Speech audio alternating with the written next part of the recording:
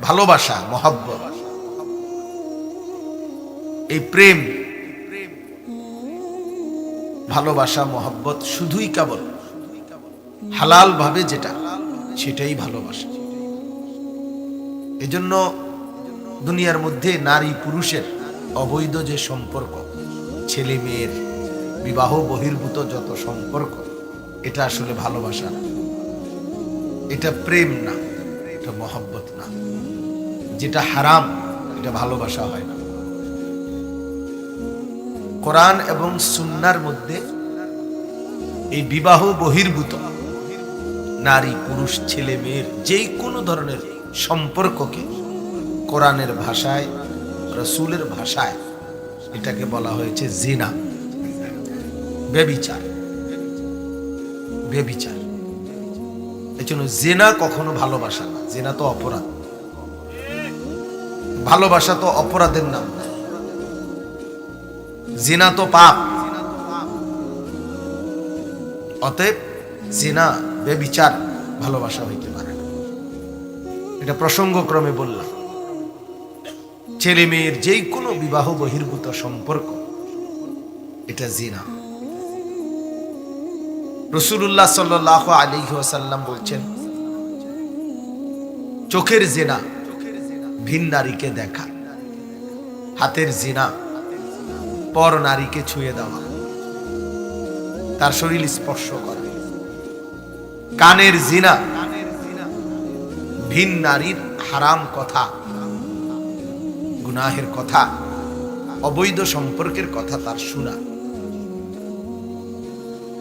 পায়ের জিনা ভিন নারীর দিকে এগিয়ে যাওয়া, তাকে সাথে নিয়ে চলা,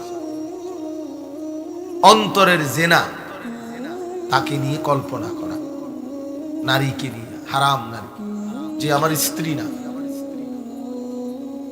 তাকে নিয়ে যাবতীয় জল্পনা কল্পনা করা, এটা জিনা দিলের।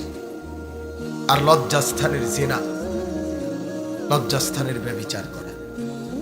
তো হাদিসে স্পষ্ট এটা যে আল্লাহ নবী সাল্লাল্লাহু আলাইহি ওয়াসাল্লাম বলছেন, হাতেরও জিনা, পায়েরও জিনা, কানেরও জিনা, চোখেরও জিনা, দিলেরও জিনা, লজ্জাস্থানেরও জিনা।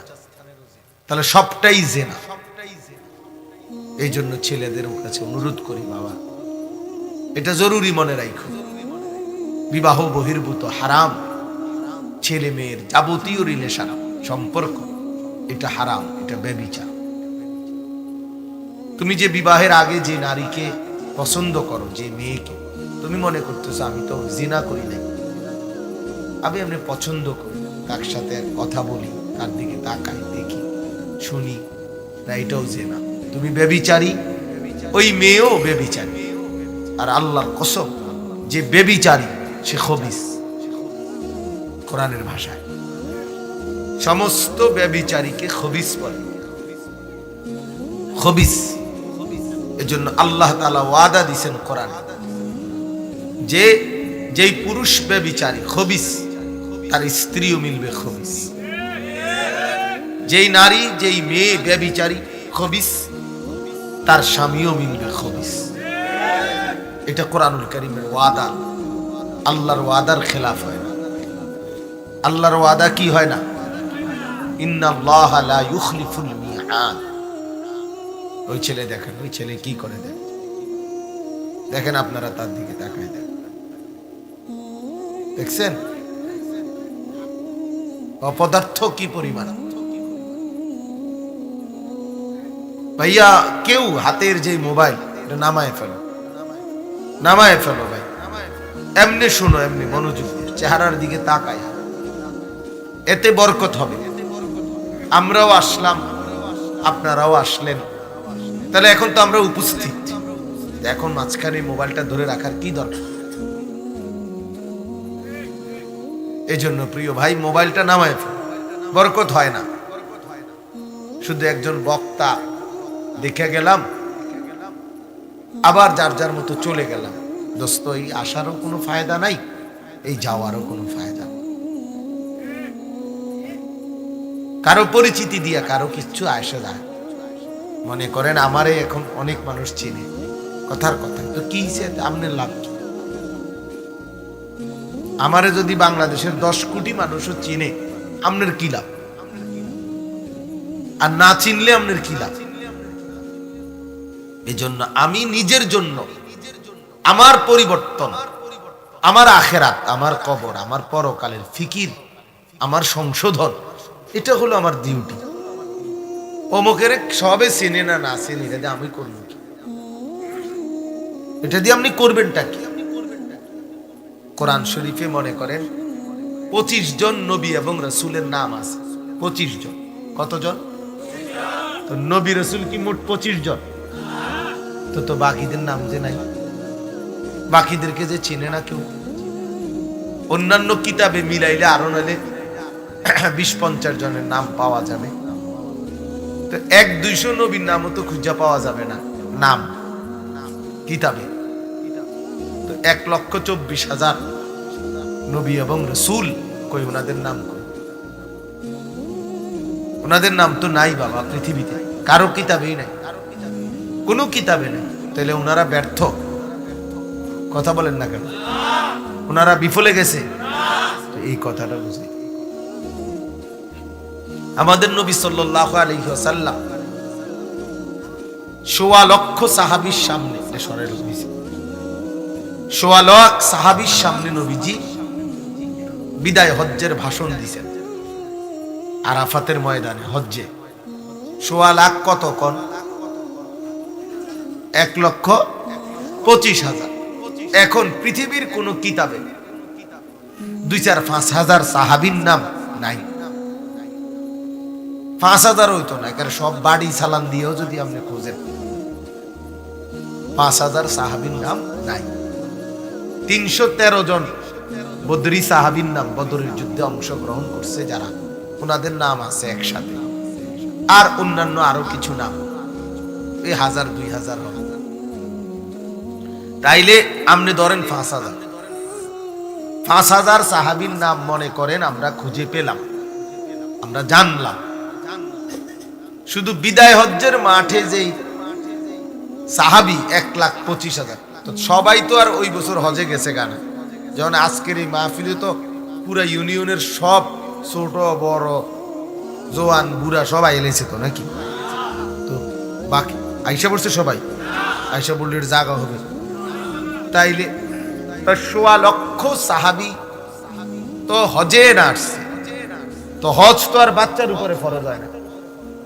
তাহলে হজ আর আসে নাই, তো এরকম আরো বহুত সাহাবী আছে না, তো হেগরে রাখেন। এরারই 5,000-এর নামও যদি পৃথিবীবাসী আমরা জানি, তো বাকি 1,20,000 সাহাবীর নাম কোন? বাড়িঘরের গুলা বাদ দিলাম, ওনাদের নাম তো কেউ জানে না। তো জানে না, কেউ চিনে না, তো ওনারা ব্যর্থ? এই কথাটা আমাদের এটা বোঝা উচিত। আল্লাহর ইচ্ছা, আল্লাহ তাআলা কাউকে বেশি মানুষের সামনে বলার যোগ্যতা সুযোগ দিছে, কাউকে আল্লাহ 10 জনের সামনে বলার সুযোগ দিছে। দুইটাই গনিমত মনে করা উচিত। আমার আল্লাহর কথা আমি বলতে সুযোগ পাইছি, হোক একজন শ্রোতা, অসুবিধা কি? আমি আল্লাহর জন্য বলি, আল্লাহর জন্য বলা। আজকে মনে করেন 21 বছর ধরে আল্লাহর দয়ায় আমরা এই সামান্য কিছু বয়ান আল্লাহর দয়ায় বলার সুযোগ। 21 বছর, 21 বছর ধরে কি এরম সব মাহফিলে এরম শ্রোতা? তাইলে কিন্তু পিছনের এই দিনগুলো আমরা পার করে আসছি না। এই জন্য প্রিয় ভাই, বলার উদ্দেশ্য হইল, আমাদের এটা মূল উদ্দেশ্য হওয়া উচিত যে আল্লাহর কোরআনের প্রতি আন্তরিক হওয়া। এই হুজুরে এখন সবাই চিনে, অথবা আমি এর পিছনে দৌড়াইয়া তো উড়াই লাইতে লইয়া, এটা কোনো কিচ্ছু না, ধোকা। এটা ধোকা, এটা একদমই ধোকা। বরং প্রত্যেকের উচিত নিজ নিজ সামর্থ্য অনুপাতে, নিজ জায়গা থেকে, একজন হোক 2 জন হোক, যে যাকে পারি, আল্লাহর কসম এটা আমাদের জন্য নিয়ামত, যে আমি কাউকে না কাউকে আল্লাহর দিকে ফিরাইবার আখিরাতের দিকে ফিরাইবার চেষ্টা করে গেলাম, এটাই আমার সফল। হোক জীবনে একজনই পারলাম। নবী সাল্লাল্লাহু আলাইহি ওয়াসাল্লাম বলছেন, ফাওয়াল্লাহি লা আইয়াহদিয়াল্লাহু বিকা রাজুলান ওয়াহিদান খায়রুন লাকা মিন হুমুরিন নাআম। নবী সাল্লাল্লাহু আলাইহি সাল্লাম বলেন, আল্লাহর কসম, তোমার দ্বারা উম্মত, তোমার দ্বারা একজন ইমানদারের দ্বারা যদি একজন ব্যক্তি আল্লাহর রাস্তা পায়, হেদায়েত পায়, আখিরাতের রাস্তার খোঁজ পায়, নবীজি বলেন আল্লাহর কসম গোটা আরবের সমস্ত দামি ওট তোমাকে দিয়ে দেওয়ার চাইতে এটা কোটি গুণে বেশি উত্তম। এক আল্লাহর বান্দা আল্লাহর পথ পায়। হাদিসের মধ্যে আছে, আল্লাহর নবী সাল্লাল্লাহু আলাইহি ওয়াসাল্লাম বলেন, লাল্লাহু আশাদ্দু ফারাহান বিতাওবাতি আবদি। আল্লাহ সবচেয়ে বেশি খুশি হয় কখন? নবীজি বলছেন, আল্লাহ তাআলা আশাদ্দু ফারাহান, সবচেয়ে বেশি খুশি হয় বান্দা যখন তওবা করে আল্লাহর দিকে ফিরে আসে। কোন বান্দা যখন আল্লাহর দিকে ফিরে আসে, আল্লাহ তখন সবচেয়ে বেশি খুশি হয়। এখন আপনারাও দুনিয়াতে বুঝবেন, নিখোঁজ ব্যক্তি, হারানো ব্যক্তি, হারানো মাল, হারানো ব্যক্তিকে যখন কেউ তালাশ করে দেয়, মালিকের কাছে ফিরে দেয়, যে যার সন্তান, যার পরিবার, যার লোকটা তার কাছে যখন তুলে দেয়, তখন সে কি পরিমাণ খুশি হয়? সে কি তখন যে তাকে খুঁজে দিছে তাকে কি কিছু না কিছু পুরস্কৃত করবে না? এখন আপনি ভাবেন তো, যে ব্যক্তি তওবা করে আল্লাহর দিকে ফিরে আসে তার প্রতি আল্লাহ সবচেয়ে বেশি খুশি হয়। এখন ওই ব্যক্তিকে যে আল্লাহর দিকে ফিরাইয়া দিছে, যে তাকে ফিরাইয়া দিছে, যে তারে মালিকের সন্ধান দিছে, যে তারে বুঝাইয়া সুজাইয়া বলছে মাওলার দিকে ফিরাইয়া দিছে, তো এই ব্যক্তির প্রতি আল্লাহ কি পরিমাণ খুশি হবে? কেউ 20 কিলোমিটার দূর থেকে আসছেন, কেউ 30 কিলোমিটার দূর থেকে আসছেন, বক্তা তো তার চাইতে বেশি দূর থেকে আসছে। তাহলে কাজে সেই হিসাবে আমি না মহব্বত করি বেশি, আমি আসছি দূর থেকে বেশি, ঠিক না? আমি, আমাদের জসিম ভাই, আমরা অনেক দূর থেকে আসছি। জসিম ভাই আসছেন নবীনগর থেকে, বিবাড়িয়া। তাহলে সেই হিসাবে আমরা আপনাদেরকে বেশি মহব্বত করি। আল্লাহর নবী সাল্লাল্লাহু আলাইহি ওয়াসাল্লাম বলছেন, রাজুলানে তাহাব্বা ফিল্লাহ ইজতামাআ আলাইহি ওয়া তাফাররাকা আলাইহি। এমন দুই ব্যক্তি যারা একজন আরেকজনকে আল্লাহর জন্য ভালোবাসে, দুইজন একত্রিত হয় তো আল্লাহর জন্য একত্রিত হয়, দুইজন আলাদা হয় তো আল্লাহর জন্য আলাদা হয়। আল্লাহর নবী সাল্লাল্লাহু আলাইহি সাল্লাম বলেন, এমন ব্যক্তিদেরকে উভয়কেই আল্লাহ তাআলা হাসরের দিন আল্লাহ তাআলার আরশের নিচে ছায়া দান করবেন। তাইলে এটা বহুত মুবারক বিষয়। আপনারা আলেমদেরকে ভালোবাসেন, আলেমরা আপনাদেরকে ভালোবাসে, এই উভয় ভালোবাসাটাই যদি ইখলাসের সাথে হয়, আল্লাহর সন্তুষ্টির জন্য হয়, তো ইনশাআল্লাহ আশা করা যায় হাসরের দিন উভয়েরই উপকার হবে, উভয়ই আল্লাহর আরশের নিচে ছায়া লাভ করবে। আল্লাহ তাআলা আমাদেরকে এমন ভালোবাসার তৌফিক দান করেন। বাস্তবিক অর্থে এই নওজোয়ান ছেলে যারা, তোমরা একটা কথা মনে রাখতে হবে, ভালোবাসা, মহব্বত, এই প্রেম, ভালোবাসা, মহব্বত শুধুই কেবল হালাল ভাবে যেটা, সেটাই ভালোবাসা। এজন্য দুনিয়ার মধ্যে নারী পুরুষের অবৈধ যে সম্পর্ক, ছেলে মেয়ের বিবাহ বহির্ভূত যত সম্পর্ক, এটা আসলে ভালোবাসা না, এটা প্রেম না, এটা মহব্বত না। যেটা হারাম এটা ভালোবাসা হয় না।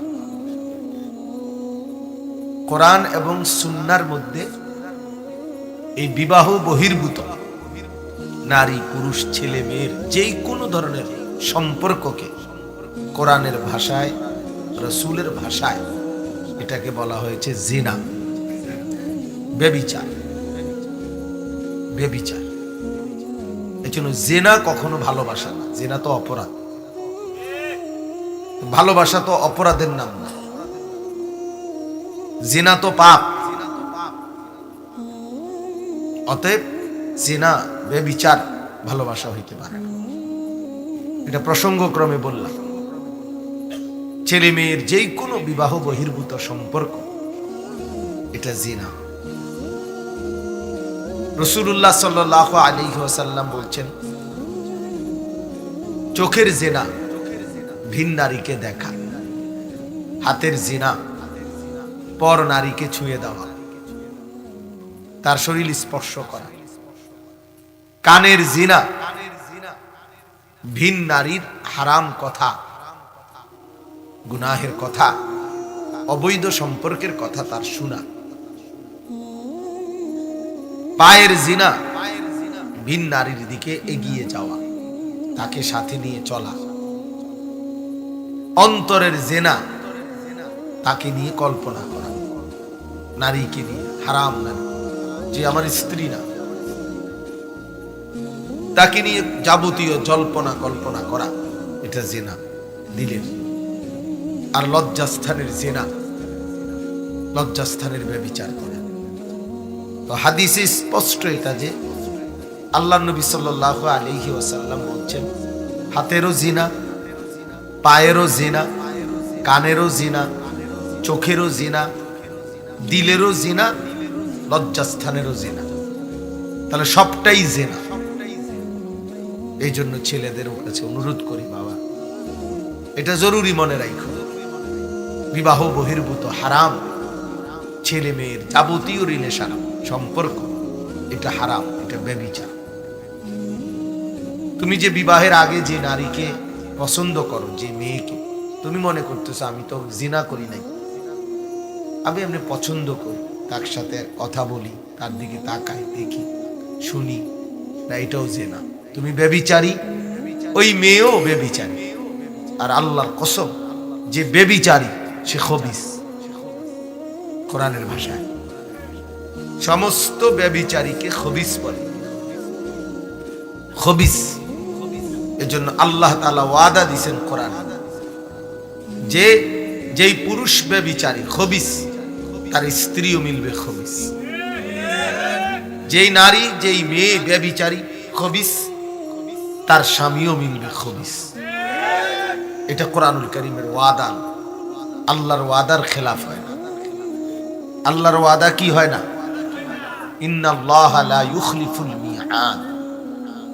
ওই ছেলে দেখেন, ওই ছেলে কি করে দেখেন, দেখেন আপনারা তার দিকে তাকায় দেখছেন অপদার্থ কি পরিমাণ। ভাইয়া কেউ হাতের যে মোবাইল এটা নামায় ফেলো, নামায় ফেলো ভাই। এমনি শোনো, এমনি মনোযোগ দিয়ে চেহারার দিকে তাকায়, এতে বরকত হবে। আমরাও আসলাম, আপনারাও আসলেন, তাহলে এখন তো আমরা উপস্থিত, এখন মাঝখানে মোবাইলটা ধরে রাখার কি দরকার? এই জন্য প্রিয় ভাই মোবাইলটা নামায় ফেলো, বরকত হয় না। শুধু একজন বক্তা দেখে গেলাম, আবার যার যার মতো চলে গেলাম। দোস্ত, এই আসারও কোনো ফায়দা নাই, এই যাওয়ারও কোনো ফায়দা নেই। কারো পরিচিতি দিয়ে কারো কিচ্ছু আসে না। মনে করেন আমারে এখন অনেক মানুষ চিনে, কথার কথা, তো কি আপনার লাভ কি? আমারে যদি বাংলাদেশের 10 কোটি মানুষও চিনে, আপনার কি লাভ? আর না চিনলে আপনার কি লাভ? এই জন্য আমি নিজের জন্য আমার পরিবর্তন, আমার আখেরাত, আমার কবর, আমার পরকালের ফিকির, আমার সংশোধন, এটা হলো আমার ডিউটি। অমুকের সবে চেনে না না চেনে, এটা দিয়ে আমি করব, এটা দিয়ে আপনি করবেনটা কি? কোরআন শরীফে মনে করেন 25 জন নবী এবং রাসূলের নাম আছে। 25 জন। কতজন? তো নবী রাসূল কি মোট 25 জন? তো বাকিদের নাম যে নাই, বাকিদেরকে যে চিনে না কেউ। অন্যান্য কিতাবে মিলাইলে আরো নাইলে 20-50 জনের নাম পাওয়া যাবে। তো 100-200 নবীর নামও তো খুঁজে পাওয়া যাবে না নাম কিতাবে। তো 1,24,000 নবী এবং রাসূল, কই ওনাদের নাম? ওনাদের নাম তো নাই বাবা, পৃথিবীতে কারো কিতাবেই নাই, কোনো কিতাবে নেই। তাহলে ওনারা ব্যর্থ? কথা বলেন না কেন? ওনারা বিফলে গেছে? এই কথাটা বুঝি। আমাদের নবী সাল্লাল্লাহু আলাইহি ওয়াসাল্লাম 1.25 লক্ষ সাহাবীর সামনে, 1.25 লাখ সাহাবীর সামনে নবীজি বিদায় হজ্জের ভাষণ দিয়েছেন আরাফাতের ময়দানে। হজ্জে 1.25 লাখ কত কোন? 1,25,000। এখন পৃথিবীর কোন কিতাবে 2-4-5 হাজার সাহাবীর নাম নাই। 5,000 হইতো না, কারণ সব বাড়ি চালান দিয়েও যদি আপনি খুঁজেন 5,000 সাহাবীর নাম নাই। 313 জন বদরি সাহাবীর নাম, বদরের যুদ্ধে অংশগ্রহণ করছে যারা, ওনাদের নাম আছে একসাথে। আর অন্যান্য আরো কিছু নাম, এই 1000-2000 হবে। তাইলে আপনি ধরেন 5,000 সাহাবীর নাম মনে করেন আমরা খুঁজে পেলাম, আমরা জানলাম। শুধু বিদায় হজ্জের মাঠে যেই সাহাবী 1,25,000, তো সবাই তো আর ওই বছর হজে গেছে কেন? যেমন আজকের এই মাহফিলে তো পুরা ইউনিয়নের সব ছোট বড় জোয়ান বুড়া সবাই এলেছে তো নাকি?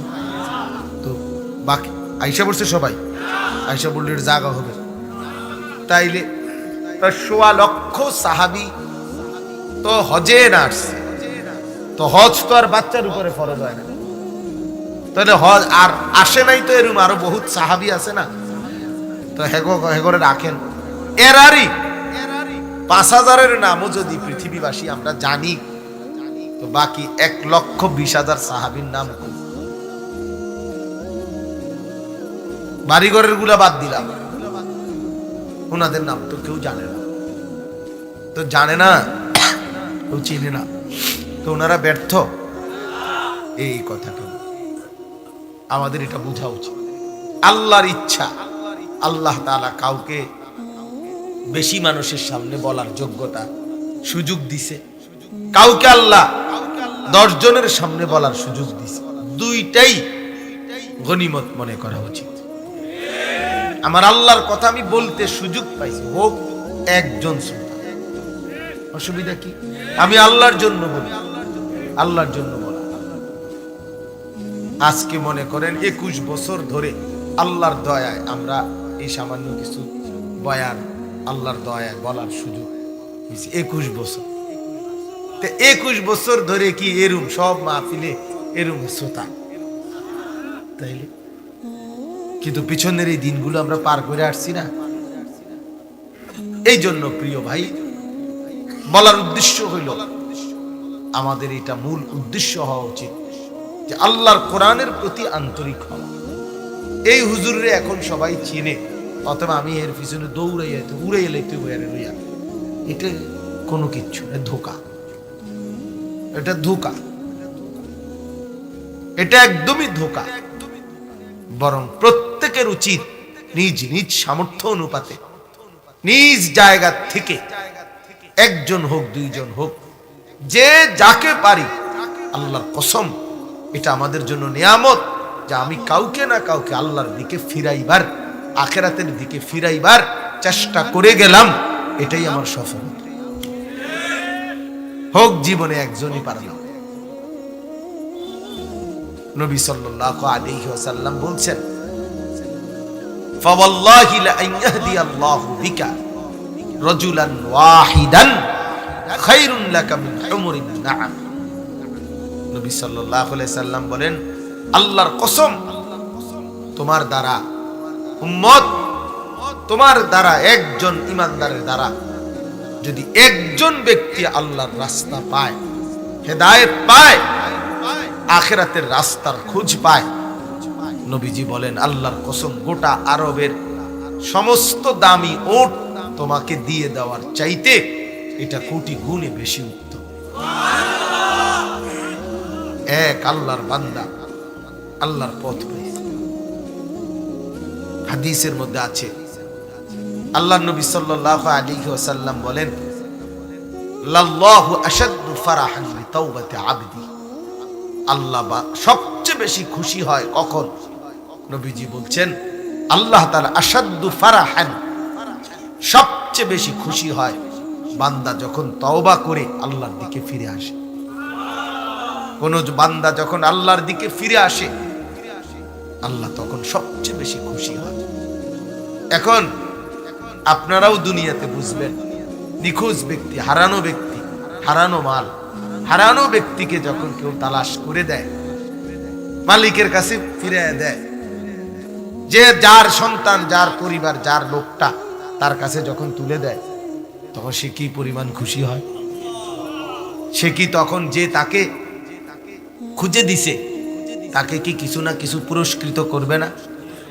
এখন আপনি ভাবেন তো, যে ব্যক্তি তওবা করে আল্লাহর দিকে ফিরে আসে তার প্রতি আল্লাহ সবচেয়ে বেশি খুশি হয়। এখন ওই ব্যক্তিকে যে আল্লাহর দিকে ফিরাইয়া দিছে, যে তাকে ফিরাইয়া দিছে, যে তারে মালিকের সন্ধান দিছে, যে তারে বুঝাইয়া সুজাইয়া বলছে মাওলার দিকে ফিরাইয়া দিছে, তো এই ব্যক্তির প্রতি আল্লাহ কি পরিমাণ খুশি হবে? হাদিসের মধ্যে আছে, যেমন উদাহরণ দিচ্ছি, হাদিসের মধ্যে আছে নবী সাল্লাল্লাহু আলাইহি ওয়াসাল্লাম বলছেন কোরআন পড়নেওয়ালা, কোরআন অনুযায়ী আমলকারী ব্যক্তির মা বাপকে, আপনারাও শুনছেন অনেক, যে হাসরের দিন উলবিসা ওয়ালিদাহু তাজান ইয়াউমাল কিয়ামা, কিয়ামতের দিন নূরের মুকুট পরানো হবে। তো পরানো যে হবে, কেমন আলোকিত, মানে আলোটা কেমন হবে ওই মুকুটে? তো নবীজি একটা উদাহরণ দিছে। এই যে প্যান্ডেলটা মনে করেন এই যে সব দিক দিয়ে লাগানো আছে, কেমন? এটাও আটকানো একদম, মানে বাহিরে এক ফোঁটা আলো যাওয়ার সুযোগ নেই, এমন ভাবে এটা আটকানো মনে করেন।